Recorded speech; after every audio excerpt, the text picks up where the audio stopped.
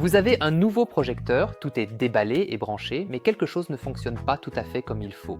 Ou bien vous ne savez pas encore quel projecteur est optimal pour vous et vous voulez d'abord vous renseigner. Alors, voici 5 conseils rapides pour bien débuter. Conseil numéro 1. Où doit-on installer le projecteur? Au plafond, sur la table ou dans une étagère? Réfléchissez à l'avance à ce qui conviendra le mieux à votre pièce. Le projecteur est bien sûr le plus flexible lorsqu'il est posé sur la table. C'est donc aussi idéal pour des utilisations mobiles, par exemple si vous voulez emmener le projecteur chez des amis pour une soirée cinéma ou même en vacances. Mais faites bien attention ici à ne pas créer de pièges avec les câbles. Si vous préférez installer le projecteur de façon fixe dans le salon, dans une salle de cinéma à domicile ou même dans une salle de conférence, alors le montage au plafond est le premier choix.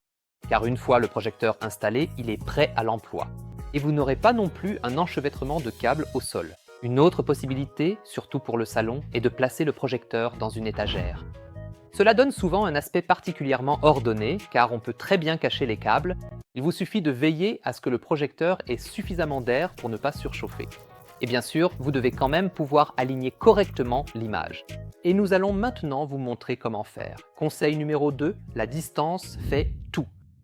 Chaque projecteur a un rapport de projection individuel. Et cela vous indique exactement à quelle distance il doit être placé de l'écran pour obtenir la largeur d'image souhaitée. Un grand atout pour cela est notre calculateur de surface de projection sur visunext.de. Il suffit de sélectionner votre projecteur et de saisir la largeur d'image souhaitée.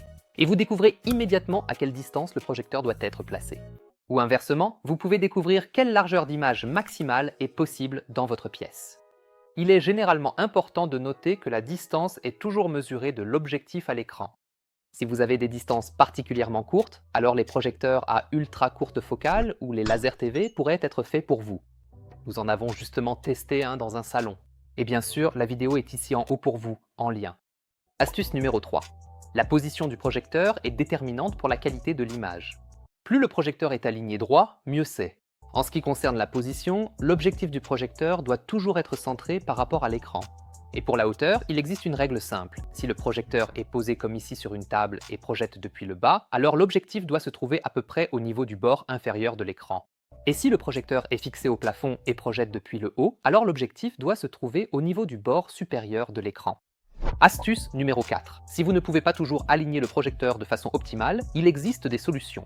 Le lens shift et la correction trapézoïdale peuvent vous aider. Avec le lens shift mécanique, vous pouvez déplacer toute l'unité optique du projecteur vers la gauche, la droite, le haut ou le bas et ainsi aligner parfaitement l'image sur l'écran sans aucune perte.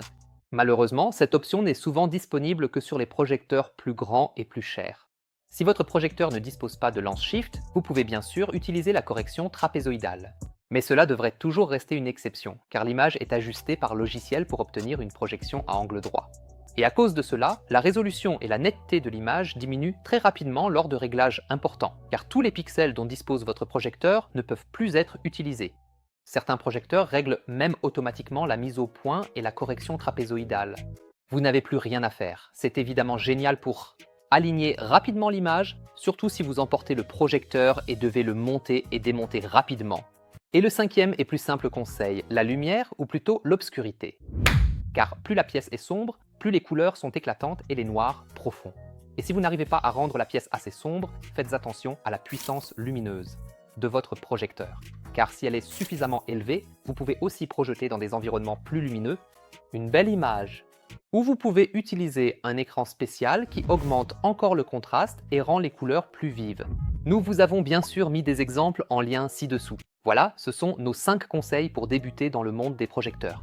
Si vous avez d'autres questions, écrivez-les simplement en commentaire ci-dessous ou contactez directement et sans engagement nos experts VisoNext. Ah oui, avant que vous ne partiez, laissez-nous volontiers un abonnement.